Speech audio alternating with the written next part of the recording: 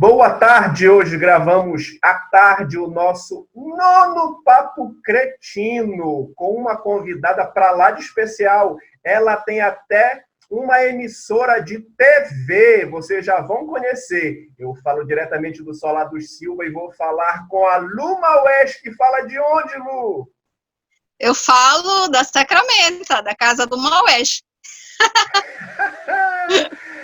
Tudo bem, Lu? Tudo bem, tô ótima. Como está seu Lu? Para quem não conhece o teu pai? Ele tá ótimo, um velho de 70 anos, muito firme, muito forte. Bacana. Nós estamos na nossa nona edição do Papo Cretino, que é uma ação do projeto Tribuna do Cretino, que eu pensei para conseguir desenvolver um debate de conjuntura com artistas aqui da cidade, discutindo esse momento de pandemia que a gente atravessa, discutindo um pouco de como isso afeta o nosso fazer artístico, como a gente atravessa isso e perspectivas, né, para o futuro. A nossa convidada hoje é a Lu Maués.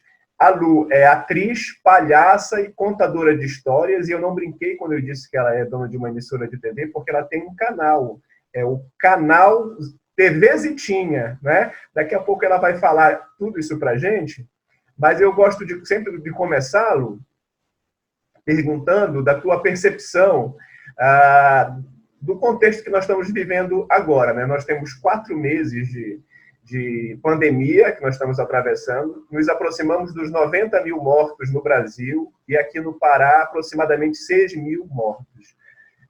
Como é que é o clima e qual é a sensação que tu tens percebido aí pela Sacramento diante desses números e diante do comportamento das pessoas ultimamente? Olha, eu acho que todo mundo passa por isso, ansiedade, medo. Eu tenho diagnosticado um medo, assim, desde quando começou a pandemia, em mim, né? E nas pessoas de uma forma geral. Mas, às vezes eu acho que a gente, sei lá, somos poucos que vivemos com medo, porque na Sacramento está tudo normal. As pessoas saem normal, sabe? Às vezes, as pessoas estão aí pela rua normal, estão se reunindo normalmente. Eu moro numa vila. A vila, ela tem um movimento, que nem no lockdown parou esse movimento, o movimento natural das pessoas passam e falam com umas com as outras nas portas, entendeu? Sem máscara, sem distanciamento, não tem isso. A única diferença que eu percebo no meu bairro, e poucas vezes estive em outros, porque eu saio só quando é necessário, é só essa obrigação de usar a máscara, que pelo menos eu alívio, assim. É só isso, mas assim, as pessoas estão normais.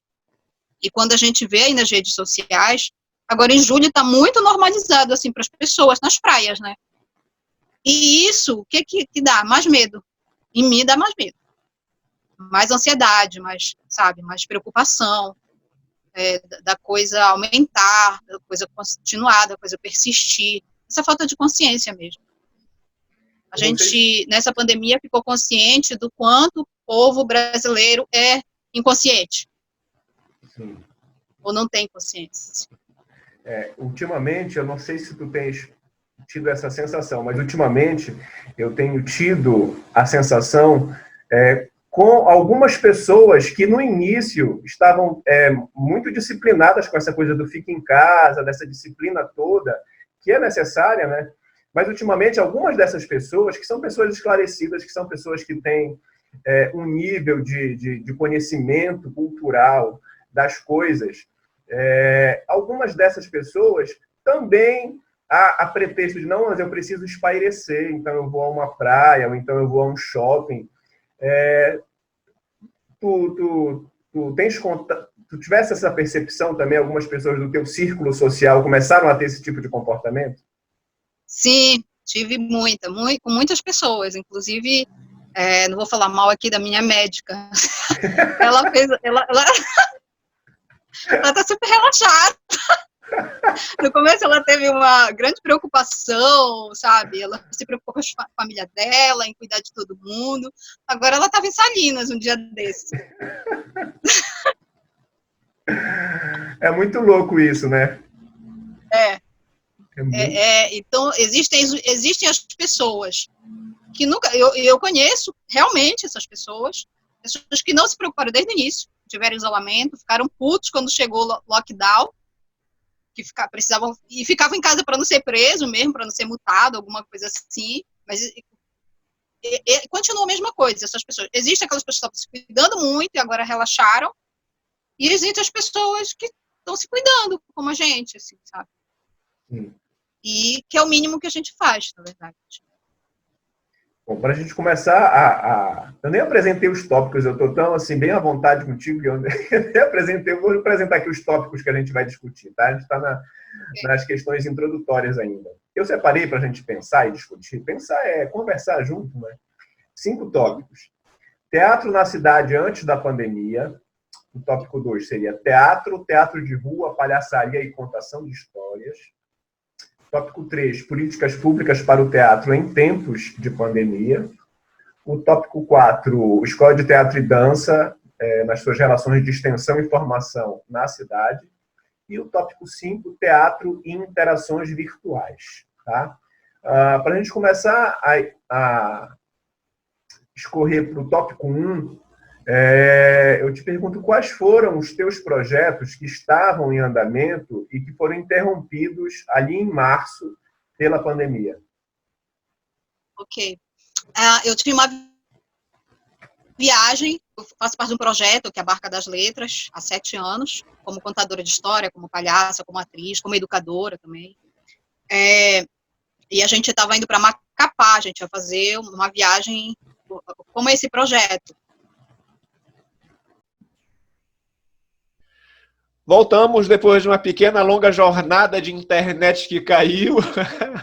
E eu perguntava para a Lu os projetos que foram interrompidos pela pandemia. E tu começavas a falar do projeto Barca das Letras. Lu, pode retomar. Então, eu faço parte do projeto Barca das Letras, que é um projeto de incentivo à leitura, que funciona basicamente com ações de livros que a gente recebe do Brasil todo. E a gente leva para comunidades ribeirinhas, quilombolas e indígenas. E a gente trabalha muito no norte, Pará, Macapá, e esse projeto já existe há 12 anos, eu estou há 7, vou fazer 8 anos no projeto. É um projeto voluntariado, mas que ele tem ele é maravilhoso, Só um momento, Lu, que deu uma cortada no teu áudio. Tá. Acho que voltou. Ai, que bom. Voltou. Putz. Pois é, então, assim, o projeto Barca das Letras, ele é um projeto de incentivo à leitura, que funciona basicamente com doações de livros. Existe uma campanha permanente de doações de livros, que acontecem em vários estados, o principal em Brasília, Pará e Amapá. Mas em Brasília é arrecadado muito mais livros. E a gente leva para comunidades indígenas, quilombolas e ribeirinhas, aqui no norte. Amapá, Pará, também tem na Bahia, mas é mais no norte mesmo, concentrado o trabalho. E é um trabalho assim de voluntariado, mas que por exemplo, é um projeto que já existe há 12 anos, eu vou fazer já 8 anos no projeto, e ele é um projeto que ele tem uma troca muito interessante, porque eu consigo muitos trabalhos através desse projeto, pela visibilidade do projeto, e acabo aprendendo muito. Eu acho que modificou a minha vida de aprendizagem como arte educadora, como palhaça, como contadora de história, entendeu? É uma outra visão hoje que eu tenho por conta desse projeto. E a gente tinha uma viagem em março para Amapá, e que a gente ia ficar num barco, indo em comunidades ribeirinhas por alguns dias. Ia varando, tinha umas comunidades em Macapá mesmo, mas ia varando a última em Afuá, aqui no Pará, que a gente já tinha feito essas viagens antes. E na semana antes, foi tudo cancelado, porque foi primeiro lá que foram cancelados os voos. Na outra semana já ia viajar, mas aqui ainda não estava cancelado, mas no Amapá foi cancelado os voos. Uma semana antes, e a gente ainda estava compreendendo o que está acontecendo, ainda fizemos reuniões, a gente não deve ir, a gente deve ter responsabilidade, ainda não estava entendendo. Nenhum de nós estávamos entendendo o que estava acontecendo. Foi assim, né, que a pandemia foi pegando todo mundo. Eu acho que foi a principal coisa, assim, o primeiro choque, porque estava tudo preparado para viajar. Tudo preparado para viajar. E a gente tinha, nós os pernaltas, ele tinha tinham 2 projetos, eu não estou lembrada de um outro, mas um que na verdade tem esse vínculo com uma ONG de meio ambiente, que é a Recicleia, que ela é de São Miguel do Guamá, e ela estava já fechando contratos com algumas empresas. Já estava rolando um trabalho numa empresa. E aí, com a pandemia, parou. E eu acho que foi as principais assim, coisas que logo que aconteceram, que a gente estava tudo organizando para passar o trabalho, assim, e parou. Foram esses que eu me lembro. Beleza, então vamos começar com o nosso tópico 1, que é teatro na cidade antes da pandemia, tá?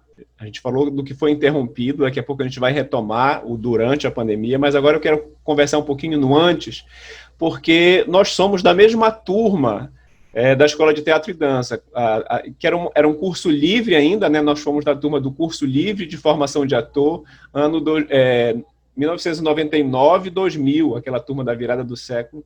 Participamos juntos do Macunaíma, em Um Fim do Que Não Tem Fim, e As Noivas de Nelson, né? O Macunaíma com apresentação lá no Valdemar Henrique, e As Noivas de Nelson, que é uma adaptação do Vestido de Noiva do Nelson Rodrigues, fizemos lá no Solar da Beira, né? Com direção do Miguel e do Marton. O Macunaíma, direção da Vlad com a Karine. De lá para cá, a gente meio que tomou rumos diferentes, né? Eu fui trabalhar como professor de filosofia, aliás, antes, né, nós trabalhamos juntos na Companhia de Teatro Teneteara, participamos do projeto Pacto pela Vida no Trânsito, trabalhamos na rua com performance de educação no trânsito, montamos um espetáculo que me deu o maior prazer de fazer, passamos quase 2 anos fazendo, que era o Circo em Família, que era um espetáculo de rua, e que nos dava muita visibilidade para fazer muitos trabalhos também, né? E aí sim eu vou tomar um outro rumo. Eu vou ser professor de filosofia na SEDUC durante 10 anos e depois eu faço um outro concurso e começo a trabalhar como professor de teatro na escola de teatro. Esse é o meu rumo. Eu queria saber dos teus rumos, né? Depois que depois do trabalho com o Teneteara, que eu fui tomar um outro rumo, quais foram os rumos que tu tomaste com o teatro? Eu acho que o rumo que eu tomei de teatro é continuando a fazer teatro. É o rumo, não parei ainda. Mas assim, bora lá. Depois da Teneterrara, porra, tu foste mexer lá no passado, caramba, eu não sabia. Não sabia como assim? Não sabia que tu ia falar do passado? Que tu ia colocar anos na minha cara?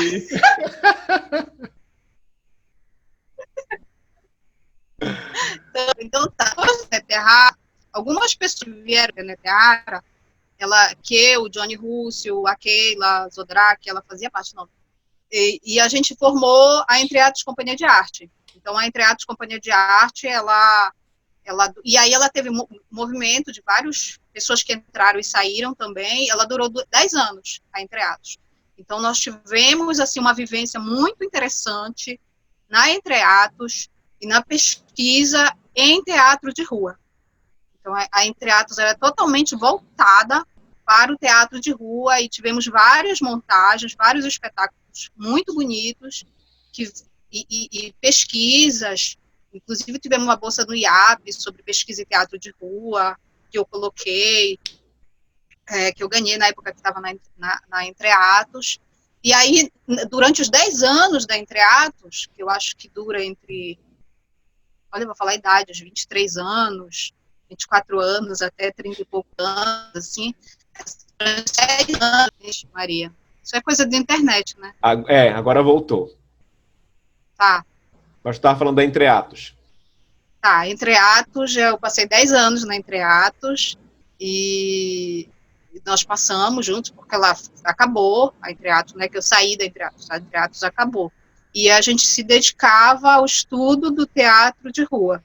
Então, nós tivemos um repertório com alguns espetáculos, Carrossel, tem um muito bonito que a gente fez de boi, que era Histórias de Vagalume. Tem uma época que alguns espetáculos nossos, a gente trabalhou com Leonardo Venturier, em que ele criava as músicas, a gente tinha a música ao vivo, mas sem perder aquela, porque eu vejo assim, que algumas vezes Eu sei das dificuldades, que o grupo monta aquela coisa dos músicos, de uma charanga ao vivo, mas é com grana, é com toda uma estrutura. A gente não, ainda montamos uma coisa com músicos, o músico e agradeço a eles, principalmente ao Leonardo Veturieri, que ele abraçava realmente a causa, e que a gente trabalhava ainda naquele esquema de que a gente ia para o Teatro da Praça da República ensaiar, e ele ia junto, os outros músicos também, e lá a gente apresentava nos outros lugares. E aí, Entre Atos, me dediquei realmente há 10 anos, porque a gente trabalhava muito mesmo. A gente trabalhava em empresas, a gente trabalhava, a gente se apresentou em qualquer lugar, viajamos muito pelo Sesc, tanto projetos do Sesc no interior, fizemos uma Amazônia em cena na rua, aqui pelo norte também viajamos, então tivemos um lindo repertório, com muito trabalho e muita pesquisa a Entre Atos. Então isso foi assim uma consolidação da minha linha de pesquisa do meu trabalho mesmo como atriz. Foi na Entre Atos que foi vamos dizer assim, que foi a estrutura a base já tinha, que vinha da escola de teatro, veio do como a gente trabalhou no Pacto pela Vida no Trânsito, até na Terrária, o Circo e Família, ele veio ali, ele foi uma raizinha que foi se formando. O alicerce dessa raiz foi Entre Atos. Em paralelo, também fiz muito, trabalhei muito com boneco uma época, com teatro de boneco, teatro de formas animadas, na Casa do Catalendas, com o Catalendas. A Casa do Catalendas, ela existiu por 4 anos.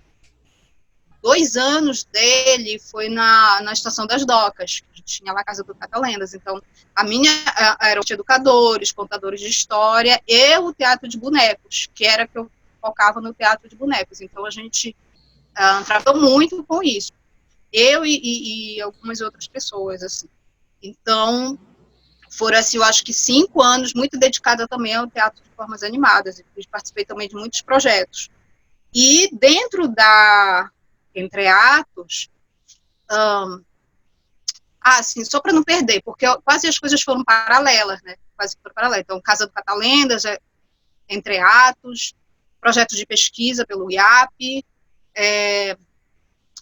10 anos de parceria. A Entre Atos ficou 10 anos com a Arraial do Pavulagem, fazendo oficinas de técnicas circenses também, tinha uma base ali do muito estudo, né, em o que é essa performance na rua, né, o circo, e ali dentro do Folguedo Popular.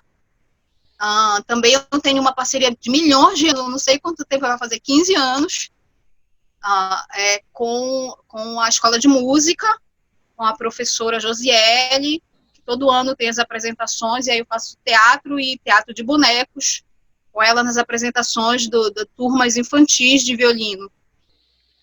Ano passado a gente às vezes faz 2 apresentações, uma no meio do ano e uma no final do ano. Esse ano não vai ter. Então, mas assim, tem 15 anos isso. Tem algumas parcerias que elas ainda estão durando, entendeu? E depois disso, no final da Entre Atos, começou a gente voltar para o Clau, o palhaço. E lá que surgiu a minha palhaça, a Zitinha. Dentro do espetáculo, eu dando comum de engraçado. Também foi um espetáculo indie, um espetáculo, eu não sei se tu assistes, aquele Equivalência em Família. Só que nós éramos menos.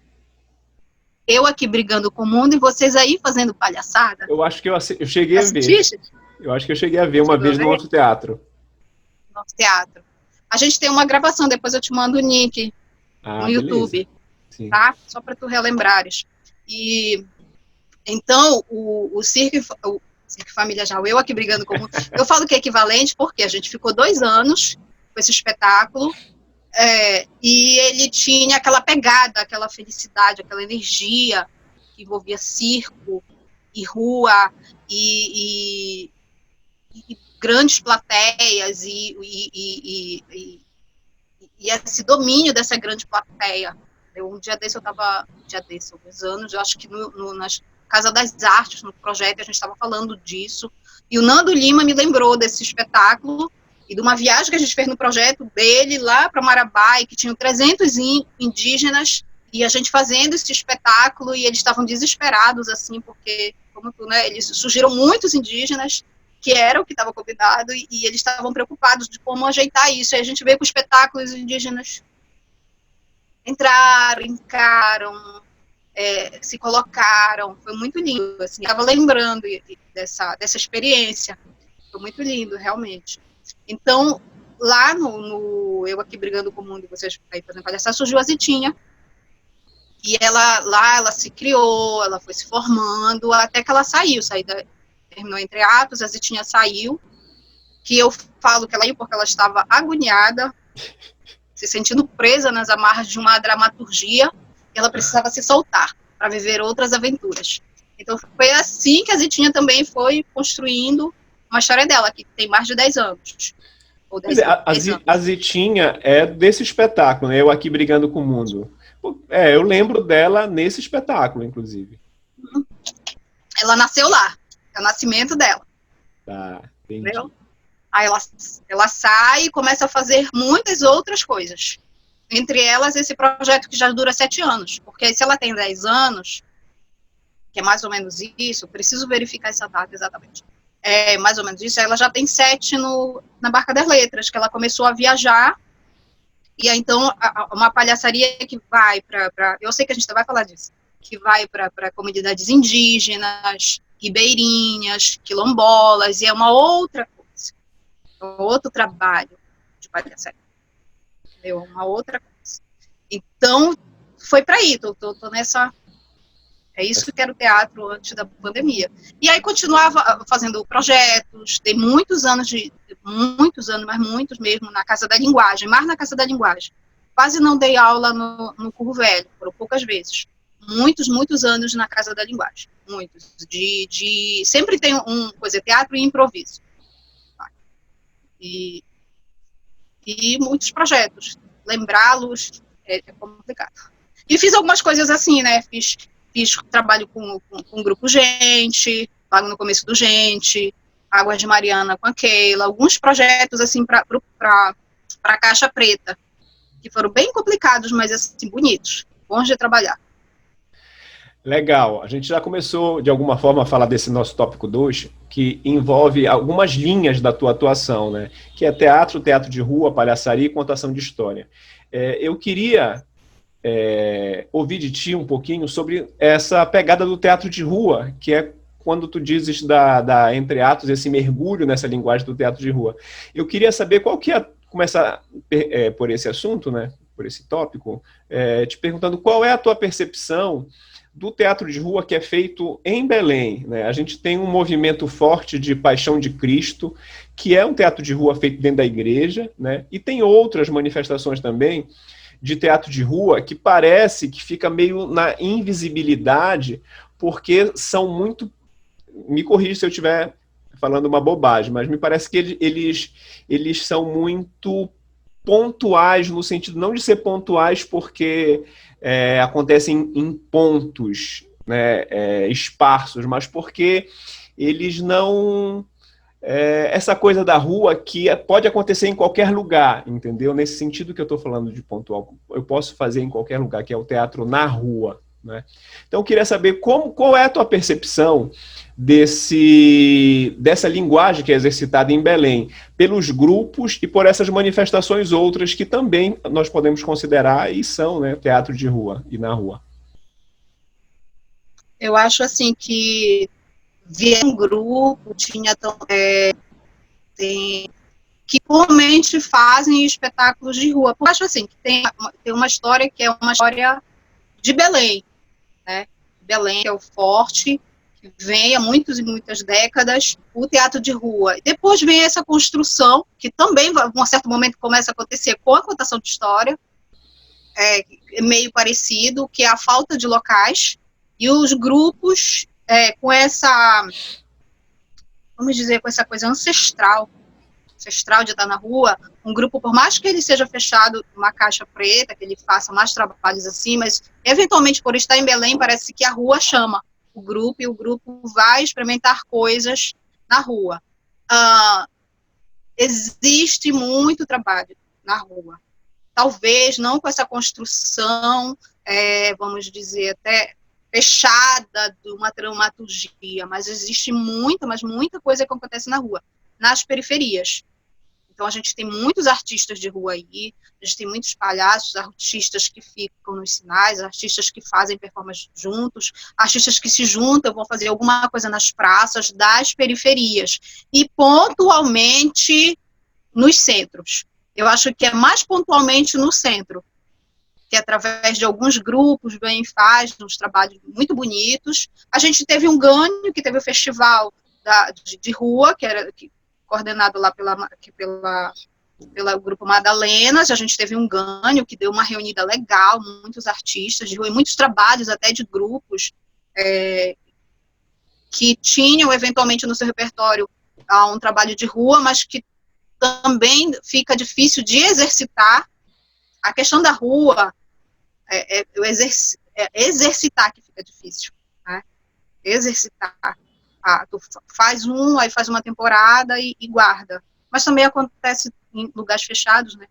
Eu sempre achei o contrário, mas eu tô percebendo isso agora. Eu sempre achei o contrário, sempre achei que na rua a gente tem mais capacidade de estar fazendo cada vez mais, porque a gente não tem muitos empecilhos. Mas eu acho que acontece também com outras pessoas de uma outra forma. Talvez a rua seja muito... Eu sei por causa do Grupo Gente. Eu estou falando isso porque acontece isso com o Grupo Gente.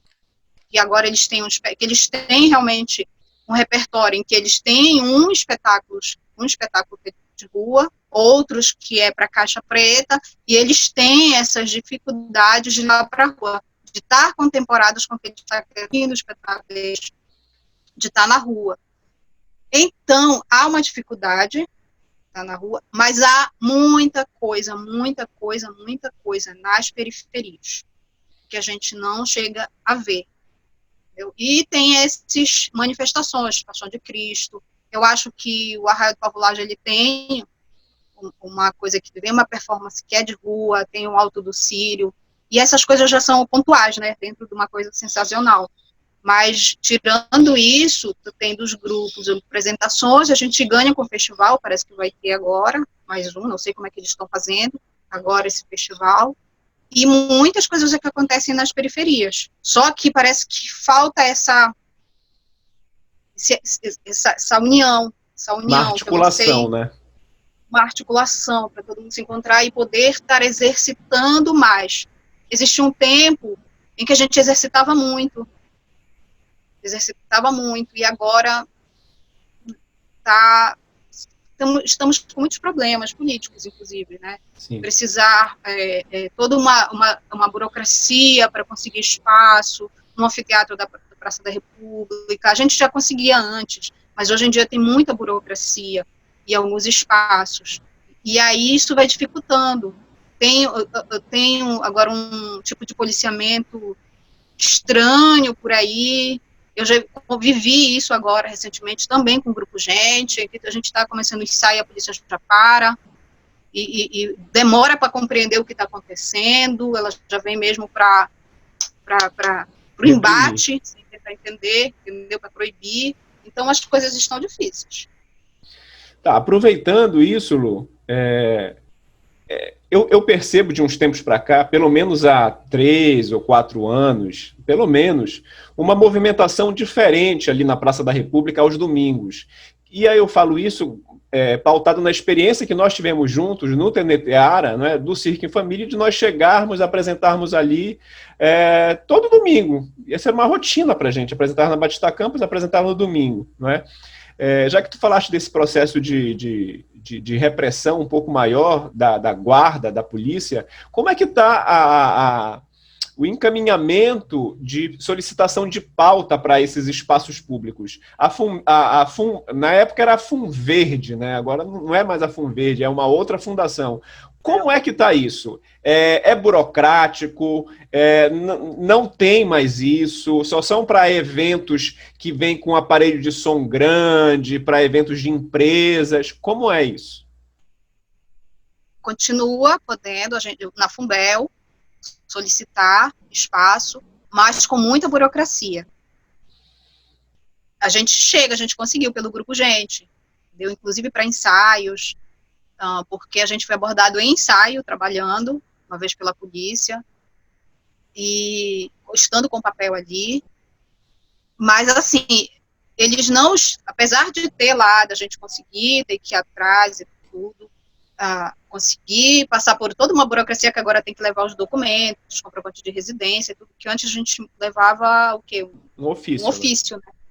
Um ofício, não, agora a gente tem que ter uns documentos todinhos e tal, tem os documentos deles que a gente assina, que a gente faz para poder, aí passa por uma análise para poder ser aprovado e tal.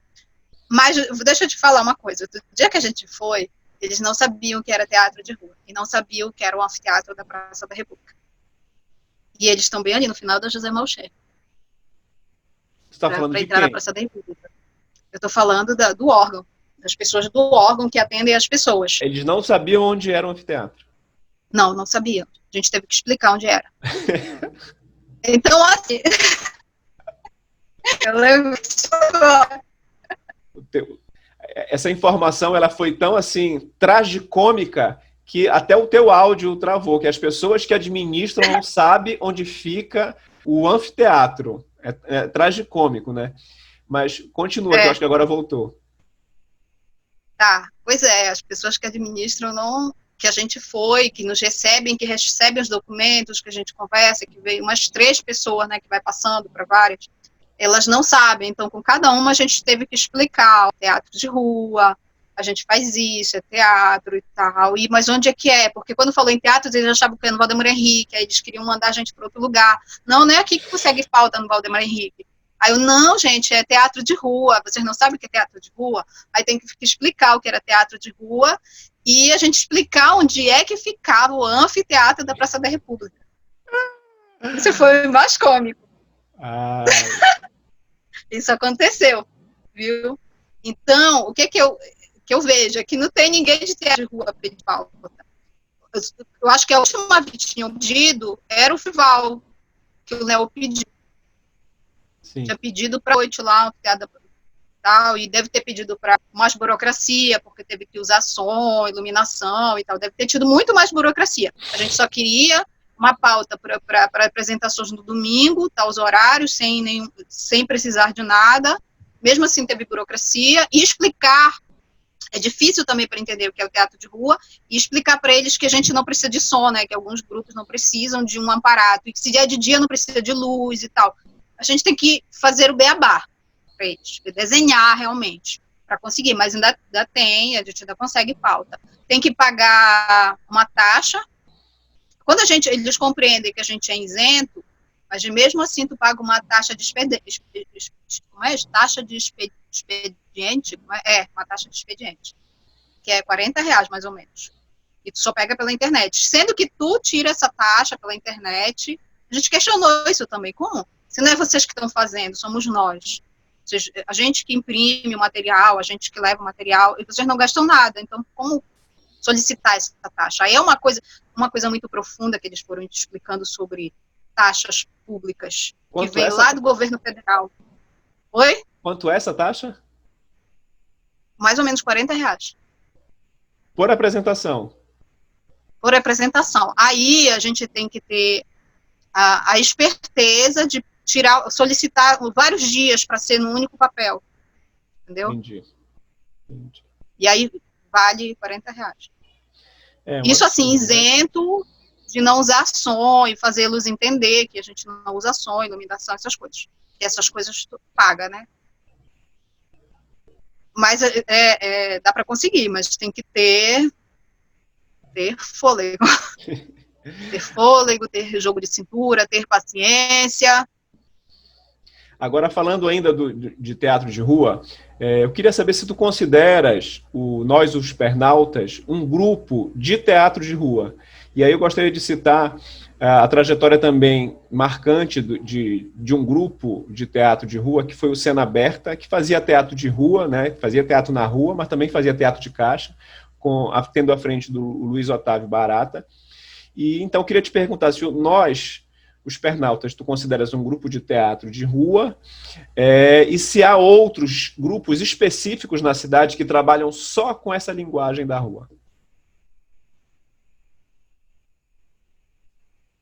Eu acho que o Nós, os Pernautas, ele é um coletivo que trabalha na rua. E aí tem teatro, tem performance, tem perna de pau, e trabalha com várias coisas, aulas, ciências, teatro, é várias coisas, é um coletivo. Não é só teatro, não só o teatro. Eu tô me esquecendo, eu estava até um dia desse com o Enoque, como é o nome do grupo do Enoque? Daninha, Enoque. Dirigível coletivo de teatro. O dirigível, eu não sei como é que tá o dirigível. O dirigível fazia só, né, que é um grupo que veio de um tempo para cá, uma década para cá, e só teatro de rua. Eu não sei como eles estão, porque eles tem tempo que eu não vejo. Eu sei que eles estavam numa Manhãs Online, como todo mundo, fazendo alguma coisa online, como todo mundo, mas eu não sei como é que tá, não posso falar, não sei como é que estava antes. Eu achei interessante, porque na tua fala, tu destacaste que tem muitos grupos da cidade que fazem o exercício do teatro na rua, mas são grupos de teatro, mais de teatro de caixa, e que pontualmente faz um trabalho na rua, ou dois, né? Mas que são grupos de teatro mesmo de caixa. Então me provocou essa coisa de saber de ti, sobre outros grupos que trabalham especificamente só com teatro de rua. Mas, o que eu tenho em mente é que é o dirigível, né? Sim. Que me veio na cabeça, é o dirigível. Agora, articulando o teatro de rua com a palhaçaria, tu já falaste um pouquinho de como nasceu a Zitinha, né? Dentro de um espetáculo de rua. Eu queria saber de ti, como é que tu articula a tua palhaçaria, tá, com os teus trabalhos de teatro, seja ele na rua ou em outros espaços, né, que não a rua, e até mesmo dentro da Caixa Preta, e como é que tu observas a cena de palhaçaria na cidade? Volta aí a pergunta, eu não ouvi. São duas perguntas em uma, tá? A primeira é como é que tu articulas a tua palhaçaria com a Zitinha nos teus trabalhos de teatro, seja ele na rua ou em outros espaços, e como tu observas a cena de palhaçaria, que na minha percepção tem crescido bastante nos últimos anos em Belém. Eu acredito que eu não estou exatamente... Eu tenho espetáculos de palhaça com a Nós Supernautas. Tá? A gente tem uns espetáculos que a gente trabalha em escolas, mas em escolas, que são bem educativos e que tem espetáculos de teatro realmente com Nós e os Pernautas. Tirando espetáculos com Nós e os Pernautas de teatro de palhaçaria, que a Zitinha está inserida, o restante do trabalho que a Zitinha faz, ele é muito a performance mesmo do palhaço, em eventos, levando números, fazendo vídeos, contando história, é muito assim o trabalho da Zitinha, tirando a Nós os Pernautas, que é só com eles que eu exercito a Zitinha de uma forma teatral, vamos dizer assim, né? Só para a gente ficar bem compreendido. E está crescendo muito, né? É muito legal. Está muito grande a cena de palhaçaria em Belém. São muitos. Tem os tradicionais, né? Tem os palhaços trovadores que estão ali firmes, fortes, que eu adoro, viu? Que é da nossa época, né? Os palhaços trovadores. E eles têm a casa deles lá, são muito legais. Eu não frequento muito, eu sou uma pessoa... E são pessoas queridas para mim. Mas eu não os frequento muito, mas eles são, só de saber que eles existem, eu acho maravilhoso, e eu de vez em quando consigo assistir uma coisa ou outra, né, muito deles, assim, e fora isso, tem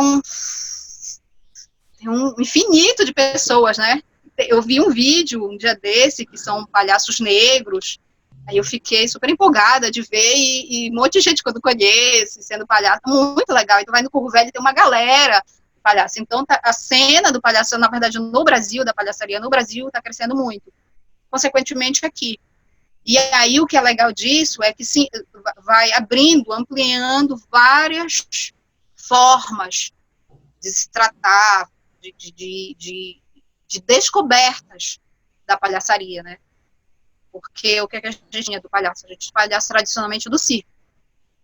Né? Do circo, aí... Quando vem os palhaços trovadores, estou falando da cena em Belém, palhaços trovadores, vem ali bebendo do trabalho de clown lá do Lume, né, que é um trabalho lindíssimo, né, que tem todo trabalho mesmo corporal, né? Uma linguagem corporal incrível. Mas só que esses outros não, eles vêm assim, vêm com essa leva dessa juventude, que é o posicionamento social.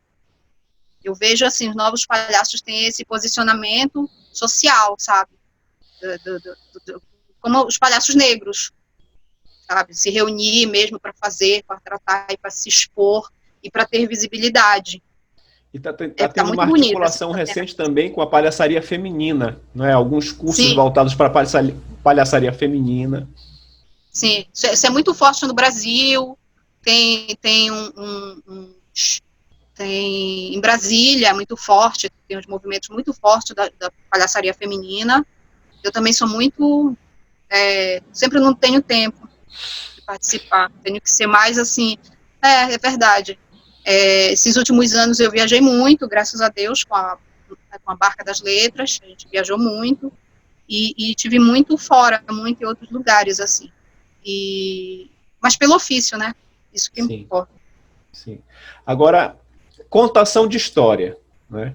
Eu lembro que no nosso tempo não tinha esse negócio de contação de história, né? Eu não cheguei a exercitar isso, não vivenciei isso. E a tua trajetória, como tu mesmo disseste, tu vais atravessando esses vários momentos e eu acho que tu vivenciastes esse florescer da contação de história e desse crescimento também da contação de história. Qual que é a tua percepção disso? Onde é que é o momento pontual que tu achas que isso começa a acontecer? E se tu tens alguma hipótese do porquê isso começou a acontecer e cresceu tanto em Belém? Olha, algumas pessoas me falaram que são os primeiros contadores de histórias que vêm, e primeiros... Não, isso é muito mais profundo, essa história. Esse crescimento, vamos lá, talvez pra gente tenha uma visibilidade, a arte, ou seja, que contar, vem do teatro. Mas o buraco é muito mais embaixo, porque não vem do teatro, a contação de história. Então, existem contadores de histórias aí muito mais além, que a gente não tinha acesso. Tanto acesso a gente não... Por uma falta de procurar mesmo, porque eles estavam aí. Parece o pessoal que não procura arte na periferia. Mas eles estão ali, entendeu? Então, sempre existiram os contadores de histórias. Sempre existiram os contadores de história. Só que a galera do teatro, e aí algumas pessoas me falaram, na época, que é uma questão de estar trabalhando com grupo é complicado, muitas pessoas, nossos espaços que a gente vai trabalhar pagam muito pouco para um grupo, né, para se dividir com um grupo, e aí tem tem a ver com isso, que começo a me transformar no ator que começa a contar a história, sozinho em cena, né, mas sempre tem, as pessoas estão aparadas por outras coisas. E aí começa uma modificação, começa a surgir umas pessoas. Claro que as pessoas que já tinham uma linguagem para ir, como a Vandileia. A Vandes ela já trabalhava em Coraci, isso muito tempo atrás, né, além de ser atriz. E aí, mas ela vem e ela também é uma das precursoras de dar essa visibilidade, como a Esther, né, dar essa visibilidade para a gente, que é de teatro, que não assistia, né, esses contadores de história. E aí veio esse crescimento, que eu estou tentando entender também. Mas eu lembro quando começou a surgir, como as pessoas começaram a ir para a Estação das Docas, uma pessoa para se contar história, e não era mais teatro, era contação de história. Eu lembro essa mudança, eu acho que eu ainda estava na Casa da Linguagem, Casa da Linguagem não, Casa do Catalendas. Pois é dessa cena específica que eu me refiro, né? Eu não quis dizer que a contação de história passou a existir na cidade de um tempo para cá, não, mas na minha percepção, ela estava muito mais articulada com uma atividade que não era próxima da atividade do teatro. Então, como tu acabaste de dizer, contação de história na Estação das Docas, contação de história em espaço que a Fox Video abre para apresentações artísticas. Então, me parece que tem um momento na cidade que a contação ela se aproxima desses espaços que antes eram espaços voltados para apresentações, vamos colocar bem entre aspas, tá? Apresentações artísticas que estavam sendo ocupadas pela linguagem do teatro. É desse momento que eu me refiro, né? Pois é. Eu acho que se dá por N motivos, mas algumas pessoas me falaram dessas coisas de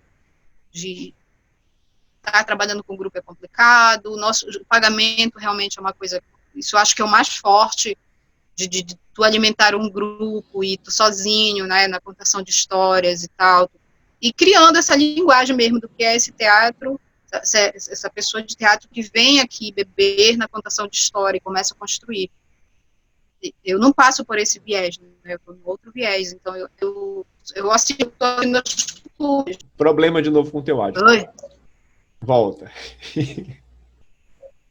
Tá ouvindo direito? Agora voltou. Tá.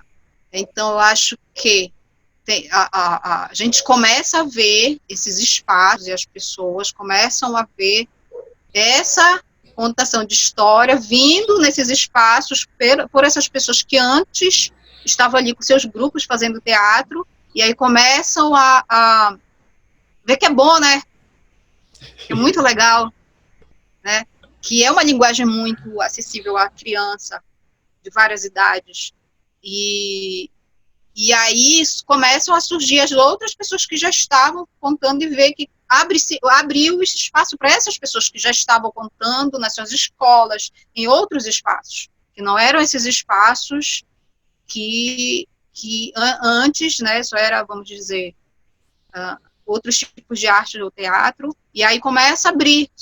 Eu acho, eu posso não ter certeza, que começa com as pessoas de teatro, nesses espaços e dar essa visibilidade, ou seja, abriu, né? Eu estou no grupo para criadores de teatro do Estado, mas é muito recente, eu estou tentando perceber as coisas, né? Como é que chama o grupo? Agora da Xamã, Contra de Histórias. Como é o nome do primeiro grupo? Tem o Recontar. Tá? O grupo de contadores de história do Estado. Então, ali a gente está tentando... e é muito recente que eu estou descobrindo coisas, tentando conectar todos os contadores de histórias que existem do Estado, né? E aí não importa, está aberto lá para todo mundo que é contador, que vem do teatro, que não vem do teatro, que é professor, que vem de música e conta história, e a gente percebe que tem muitas pessoas de muitas linguagens que estão contando história hoje em dia. E aí agora eu sou parte do grupo Xamã, Contadoras de Histórias, e aí também estou percebendo também como que vem mesmo, para Xamã, Contadoras de História, tem 10 anos de trabalho em escolas, começaram em escolas, dando aulas com professoras, e no delas já passaram muitos membros e já saíram, e agora a gente só trabalha com mulheres, são 7 mulheres. E aí tem 2 musicistas, tem pessoas de teatro, sou eu, agora eu palhaça, e tem as que são pedagogas e contadoras de histórias. E aí eu estou percebendo muito recente essa percepção desse mundo de contadores de história, muito recente. Legal. Vamos para o nosso tópico 3, políticas públicas para o teatro em tempos de pandemia. Desde que nós entramos aí nesse período de isolamento social, as secretarias de Estado, seja do município, seja do próprio Estado, elas lançaram algumas ações emergenciais muito pontuais, né? A Secult lançou o Festival Te Aquieta em Casa e a Fumbel Embalando Arte na Rede.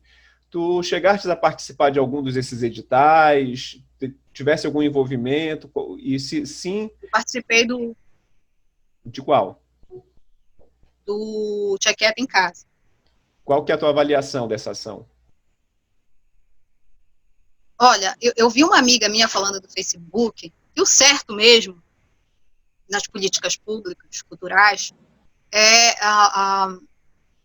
ter um cadastro oficial de todas as pessoas que são de arte, dentro das suas linguagens, e comprovadas que estão no cadastro anterior. E aí, no momento desse, e outros momentos que só simplesmente seleciona a grana para todo mundo. Eu concordo plenamente. E foi uma ganhadora que falou isso. ela viu muito, eu não ganhei, tá? Eu tive um problema burocrático lá. E ela foi uma ganhadora que se colocou, que viu muitos problemas, assim, então ela participou do começo até o fim. E existiram muitos questionamentos, inclusive de comprovação, realmente. Eu vi, eu não me aprofundei nisso, tá? Mas, assim, eu vi muitas pessoas falando de comprovação realmente artística de algumas pessoas. De algumas pessoas, comprovação, e que ganharam. Então, assim, é um edital emergencial, especificamente para artistas que estão precisando, né, que estamos precisando, e teve falhas, e uma delas, essa daí, que as pessoas apontaram, é uma falha muito grande, tu não contemplar uma pessoa que não tem, que realmente não é um artista, né? Uhum. É uma falha muito grande. Essa coisa do cadastro, inclusive, é um dos elementos que está na roda da discussão agora, na verdade, não é nem na roda da discussão, é dos encaminhamentos para a lei Aldir Blanc, né? Que é uma lei de iniciativa popular que já foi sancionada, tem um longo trâmite, né? E que já foi sancionada e que está para ser implementada, né? Então, para que ela seja implementada, tem que ter esse cadastro, né? Que, como tu mesmo disseste, esse cadastro já deveria existir nas secretarias de Estado, né? Exatamente para tu teres um mapeamento de quem são os artistas, quais são as manifestações culturais, o que o Estado produz, né, de manifestação cultural, para no momento desse, essas coisas se darem de maneira mais tranquila. Tu estás acompanhando o trâmite da lei? Qual é a tua expectativa com relação a esses recursos chegarem em quem realmente necessita, que são os mestres da cultura popular, os artistas, aqueles que trabalham e vivem de sua arte? Olha, Fernando, primeiro eu tenho esperança. Tá? Eu tenho esperança, mas a gente tem que estar... eu vi que foi sancionado, e a gente tem que estar em cima, né? Tem que estar em cima, porque vai existir realmente esse cadastro, e que eu acho que é isso mesmo que é para acontecer. Uma das coisas melhores é ter esse cadastro. Mas, assim, a gente tem que ver, acho que é muito cedo, né? O problema é para assistir cursos, entendeu? Essa é a questão. Tivemos um probleminha no finalzinho da tua resposta, Lu.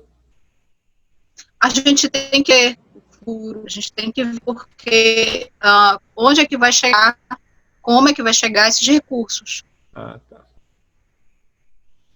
E aí isso depende muito do nosso movimento cultural de cada secretaria, né?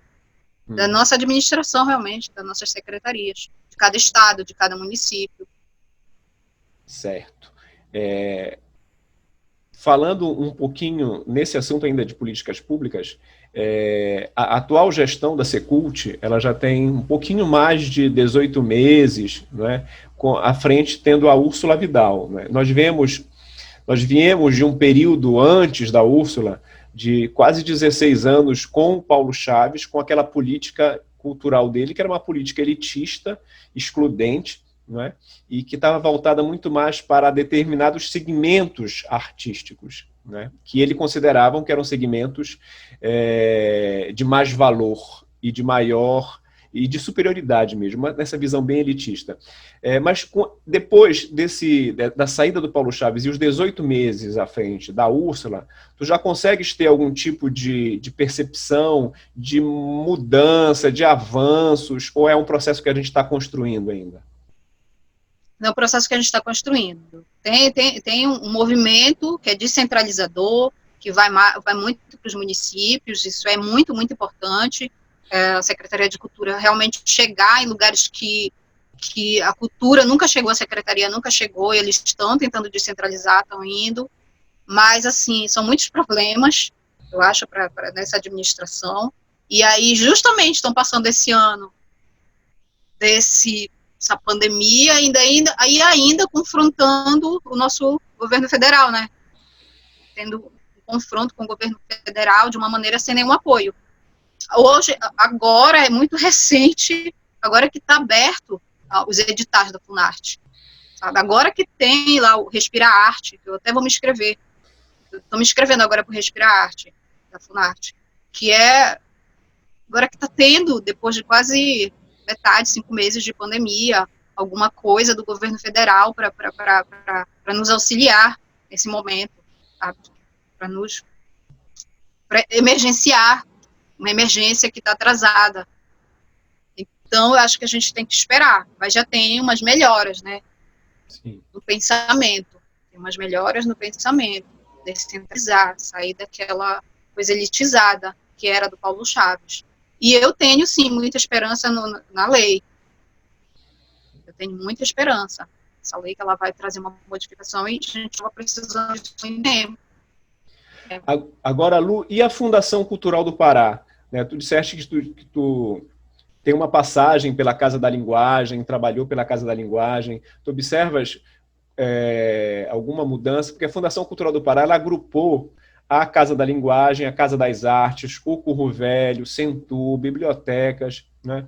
Tu percebes algum tipo de melhoria, de avanço ao que já foi a Fundação Curro Velho e a Casa da Linguagem na produção de oficinas e na relação dessa oferta de oficinas para a cidade, para uma demanda de estudantes de escola pública? Por exemplo, eu passei pela Fundação Curro Velho como estudante de escola pública fazendo oficina de teatro. Como é que está? Tu tens conseguido acompanhar como é que está a situação, mais especificamente da Casa da Linguagem, na produção de oficinas?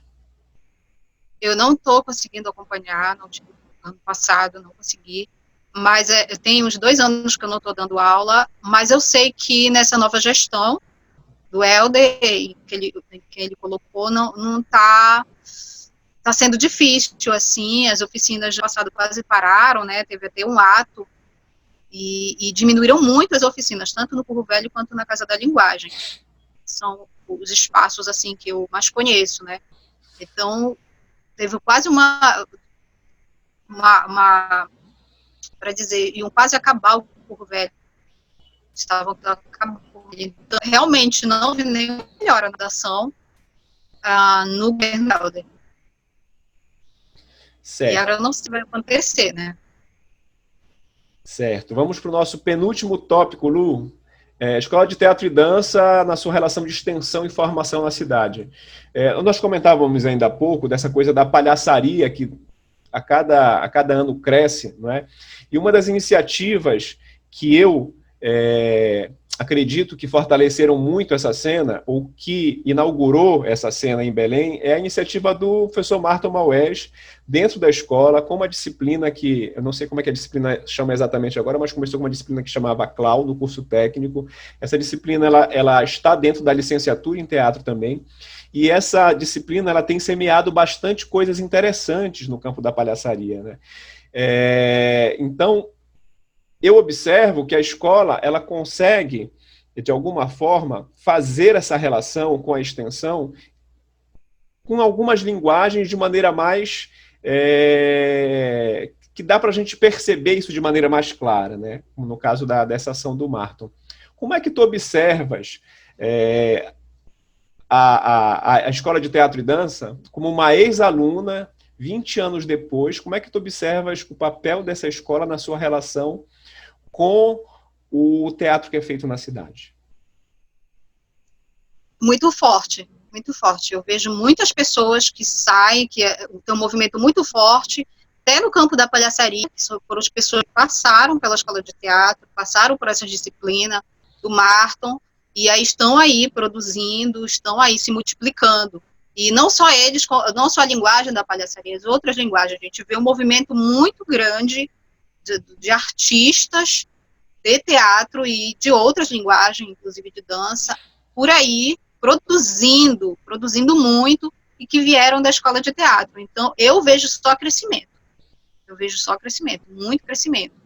Inclusive o Grupo Gente, né? O Grupo Gente veio do Curro Velho, e os meninos estão todos lá na escola de teatro, e tem uma relação, assim, muito, muito grande lá, aqui, Então, como um grupo independente, que continua trabalhando, que começou no Curro Velho, e agora eles estão na escola de teatro, então eles estão fazendo uma triangulação muito legal dos espaços. Eu fico muito feliz, assim, com a construção deles, Eu vejo que a escola de teatro, ela foi, desde a nossa época, que era ali na Magalhães Barata, e ela foi se fortalecendo, foi crescendo, né? E tu percebes, eu percebo, um movimento de crescimento na cidade, que vem dali. Tanto é que eu não consigo, algumas pessoas, como eu não frequento muito a escola, eu não conheço muitas pessoas, né? Mas aí eu estou no lugar, eu tenho as pessoas e eles da escola de teatro. Então há um movimento muito forte, muito grande que veio dali. Nós mesmos viemos dali. Tu até voltou para lá. Tu gostou tanto que tu voltaste. E eu voltei 2 vezes. Porque na primeira eu trabalhei como professor substituto, de 2006 a 2007. Trabalhei do lado da Esther, né, que também era nossa colega lá da turma Cobra Grande. E aí depois, passei 2 anos como substituto e depois voltei para trabalhar como titular mesmo. Como efetivo, titular não, como efetivo.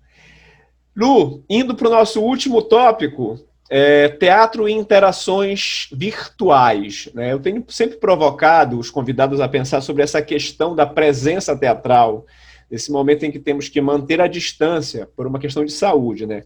Muitas experiências estão sendo produzidas testando a mediação das mídias virtuais. E, como eu falei no início do nosso papo, tu és dona de uma emissora de TV chamada Canal TV Zitinha, né? Eu queria que tu me falasses um pouquinho sobre a TV Zitinha e quais são as diferenças e aproximações que tu consegues perceber da linguagem do teatro com essa linguagem do vídeo. A TV Zitinha, acho que ela já está há 2 meses no ar, e foi feito, começa com o festival, eu fiz um vídeo para o festival, da Zitinha lendo uma história, fazendo uma mediação de história, e o vídeo ficou muito legal, teve muita visibilidade no Facebook, e aí a galera me ajudou. Quando eu falo a galera, cada um na sua casa, a gente tem reuniões online, porque eu não consigo fazer sozinha, nada, principalmente coisas que envolvem tecnologia. Então o Johnny, ele edita, a minha amiga que morava em Nini, que é a Canine, fazia, no começo ela fazia os vídeos e me ensinou muito, porque ela também é um pouco de audiovisual, eu aprendi muito com ela, hoje eu estou fazendo sozinha, porque eu aprendi com ela, e outras pessoas que lidam com a rede social e tal, começaram a ajudar, e aí a gente está produzindo vídeos. No começo, para lançar, a gente produziu 8 vídeos, antes do lançamento. Depois que lançou, tá difícil acompanhar, ter vídeos antes, sabe? Tá? Isso tá sendo muito difícil. É muito difícil, é muito complexo, precisa de muito estudo, de entender essa linguagem. A gente tenta se amparar na questão de teatro. O teatro, para o vídeo, agora dizer, eu venho do teatro, ele não precisa vir com elementos. Eu sou o próprio elemento do teatro. Eu não preciso trazer o elemento. Eu sou o próprio elemento com toda a minha vivência corporal para o vídeo. Mas o vídeo, ele requer outras coisas que não são esses elementos. Eu ainda não sei quais são. Entendeu? Eu ainda não sei quais são.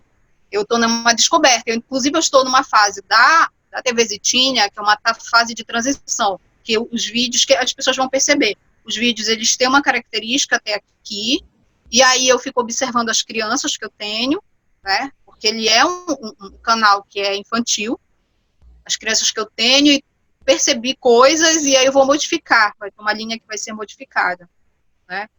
Tem gente aí que trabalha lindamente com vídeos, com contação de história e outras coisas. Tem gente que não trabalha lindamente. Eu estou ali no meio termo disso, entendeu? Eu acho tudo muito complicado, muito mesmo. Eu acho que não é essa fase virtual da arte. Primeiro lugar, é a acessibilidade. Então, tu viu hoje, para a gente gravar, a gente passou por muitos processos, né? Então, deu falha no teu Zoom, deu falha na tua internet, dá falha de vez em quando no meu áudio. A gente não tem no Brasil uma internet legal, mesmo de primeiro mundo, em que todo mundo, que a gente, que é perfeita, nossas internets a gente paga e elas falham muito. A gente não tem a tecnologia, a gente sempre tem um celularzinho velho, nem todo mundo, os poucos que têm um tipo de tecnologia, são poucos, realmente, mas a maioria não tem. A maioria tem, então, primeiro começa essa linguagem, ela começa por aí, dessa acessibilidade, nem todo mundo tem acesso. A maioria não tem esse acesso. Tem um acesso básico. As pessoas têm acesso, tu vai no interior, vai numa comunidade ribeirinha, os jovens estão lá com seus celulares, mas é um pequeno acesso, não é uma coisa que dá para estudar, não é uma coisa que dá para participar do Enem. Então, acho que começa por aí, a todas as dificuldades. E aí, por conta a gente tem a dificuldade, eu tenho uma dificuldade aqui que é de sons, dos sons externos, porque eu não tenho estúdio, não tenho nada. Então, a gente está trabalhando com adversidades o tempo todo. A gente não está trabalhando numa emissora de TV que está toda preparada para a linguagem vídeo. A gente está trabalhando uma diversidade. Eu tenho que ir aqui na minha casa esperar o melhor momento, com meus vizinhos gritando, ou não para fazer... Lu, problemas no teu áudio de novo. Exatamente para exemplificar a dificuldade, o teu áudio veio só para ratificar essa dificuldade. Exatamente, estou falando disso. Exatamente. Mas deu para te entender estou justamente falando disso. Até a hora que tu disseste que tem um barulho do vizinho. Então, aqui tem problema com luz. Olha, a gente está escurecendo, que eu estou aqui fora, que eu decidi não ficar lá dentro, que tem uma luz que ela vai ficar muito forte, em mim ia dar muito calor, e estamos numa época de calor. Então, eu trouxe a gente para cá para fora, mas a gente está escurecendo já, né? Já vai para 18 horas. Enfim, temos diferenças. A gente não trabalha em estúdio, a gente trabalha dentro de casa, fazendo... Os artistas hoje estão fazendo trabalho dentro de casa, com todas as adversidades. São muito poucos que moram no apartamento, tudo muito bonitinho. Nós estamos trabalhando com a diversidade. Então, começa tudo por aí. Para eu fazer um vídeo, tem todas essas coisas antes. Mas vamos resistência à excelência. É uma coisa ancestral essa existência do artista. Então, por isso que a gente está aí. Então, é uma coisa que a gente está vivendo, está tentando compreender a cada dia, ver que linguagem é essa, ver se tem continuidade. Eu gosto do toque. Eu sou a favor do toque. Toque físico. Toque, e nem é o toque físico, é o toque de olhar, a energia do olhar. Não precisa estar agarrando uma criança, mas estar ouvindo a risada dela ao vivo e tal. Então, é muito complicado lidar com isso. Eu não quero que isso pare, entendeu? Eu não quero que isso pare. Talvez, assim, a geração da musa, das crianças, daqui a 30 anos, 40 anos, vai ser só isso. Mas eu vou estar mais aqui. Agora, Lu, tu tá se espalhando também, né? Por motivos que eu até compreendo, essas transmissões online de peças de teatro. E, por exemplo, o Casarão do Boneco vem fazendo a Mostra Aí virtual, né? Tu tens conseguido acompanhar alguma coisa? Tu tens estranhamento de acompanhar essas transmissões online? Como é que é a recepção para ti disso? Tá, eu começo com as dificuldades que eu coloquei, eu estava sem internet. E quando a gente está na internet, eu conheço muita gente mesmo, meus amigos artistas lá em Coração, a galera, eles só têm dados móveis. Quando a gente só tem o dado móvel, não dá pra gente ficar assistindo vídeos, lives. É aí que eu volto a falar. Tudo isso perpassa, primeiro, quando a gente for falar de arte virtual, perpassa pela acessibilidade de todo mundo. Então, eu deixei de assistir muita coisa, aí agora que eu tô com uma internet, que vai dando pra gente... Eu e tu já estava marcado semanas atrás, e eu digo, peraí, que eu vou ter internet, né? Peraí. Assistir, eu gosto de assistir algumas coisas, mas também tem estranhamento. tenho um estranhamento. Por exemplo, o Grupo Xamã, que eu tô vivendo muito isso no Grupo Xamã, das contadoras de história. Toda terça-feira tem uma live delas. E aí, não são todas que participam. Tem algumas lives que eu participo. Às vezes é complicado estar ali, tu tem que descobrir como tu conta a história, como tu tá falando. Tá mais fácil, porque parece um papo. Parece quando eu faço vídeo chamada com meus amigos.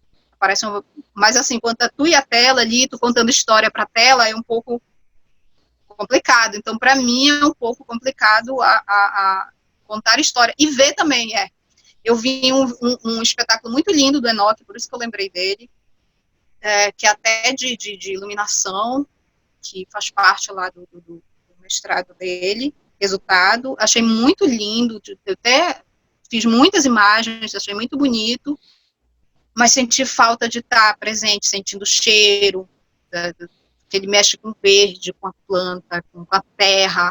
Então, faltou muito o cheiro, a sensação daquela energia lá. Mas a imagem era muito bonita, principalmente em vídeo, assim, muito bonita. As luzes, lindo, lindo, lindo o trabalho dele, lindo demais. Mas eu estranho. O que eu quero dizer é que eu estranho. Mas a gente, ao mesmo tempo, são barreiras, né? Ao mesmo tempo que tô fazendo. Então, o Grupo Xamã que eu tô é o que mais está quebrando a minha barreira, assim. Elas são muito, algumas delas são muito boas em fazer, sabe? Quase apresentadoras de televisão, assim, parece que elas são muito boas, então eu estou aprendendo ali, estou vendo como é que é, estou quebrando algumas barreiras, e aí quando, às vezes, bora fazer tal coisa, eu fico ali, mas eu digo sim, vamos fazer, a gente tem que fazer, né? Exatamente. Lu, vamos chegando ao fim, eu queria te agradecer pela disponibilidade e pela paciência de topar fazer, porque nós tivemos vários percalços mesmo hoje, né? Pra vocês terem uma ideia, eu desinstalei o Zoom, instalei o Zoom de novo, reiniciei a internet, reiniciei o computador, vários problemas, e a Lu ficou paciente para acompanhar. E então queria te agradecer pela conversa, pela paciência, pela troca de experiência, pelos conhecimentos que tu trouxeste para nós. E queria perguntar se tem alguma coisa que eu deixei de abordar que tu gostarias de abordar. Não, a gente falou... Eu nem me lembro mais do que a gente falou. Falamos muita coisa, né? Foi. A gente falou muita coisa. Mas eu acho que eu que agradeço, eu espero contribuir de alguma forma, sabe? Para outros pensamentos. Tudo aqui tentei colocar... vivências. São vivências. E é bom a gente ver o que as pessoas vão comentar sobre isso, porque a gente repensa, e algumas questões que a gente colocou aqui que talvez me intua, que talvez a gente não tivesse certeza, que quem sabe alguém vai falar lá com certeza, de alguns outros movimentos que a gente esqueceu de comentar, e a gente está aí. Eu, por excelência, não sei por que eu estou com essa palavra, mas eu sou da periferia, então eu sou da descentralização, né? Então eu estou muito, às vezes, na minha periferia, ou muito mais numa comunidade quilombola, numa comunidade ribeirinha, é o que me interessa, numa comunidade indígena, que é onde realmente a cultura, a arte, a leitura não chega. Né? Lá que se a gente for esperar realmente pelas nossas políticas públicas, é lá que não chega. Então eu estou muito mais para esse mundo, é o que mais me interessa. É o que a minha trajetória, tu me fizeste lembrar da minha trajetória, todinha, e aí foi muito bom essa conversa por causa disso, dessa lembrança, assim, dessa trajetória, e a minha trajetória me trouxe até aqui, está me trazendo para viver essa descentralização. Eu espero e desejo muito que a nossa secretária de Cultura, que a Úrsula, permaneça nesse pensamento e a toda a secretaria haja nesse sentido dessa descentralização. Porque eu já estou aqui na descentralização. Obrigada. Legal, Lu. Um último convite para ti, tá? Eu também estou nessa de experimentar e estou fazendo vídeo. Estou me divertindo de fazer os vídeos, na verdade. E aí eu estou convidando algumas pessoas que têm participado do Papo Cretino para vir até o estúdio Solar dos Silva, que é esse aqui onde eu estou, no Jurunas. E aí eu quero te convidar para vir gravar um episódio da TV Zitinha aqui. Claro que quando tudo passar, quando a gente tiver a possibilidade de voltar ao teu contato social seguro, né? Então tu estás convidada para vir gravar um episódio aqui, tá? O estúdio não tem nada de equipamento, a gente vai se vendo, eu uso umas lanternas, umas luminárias.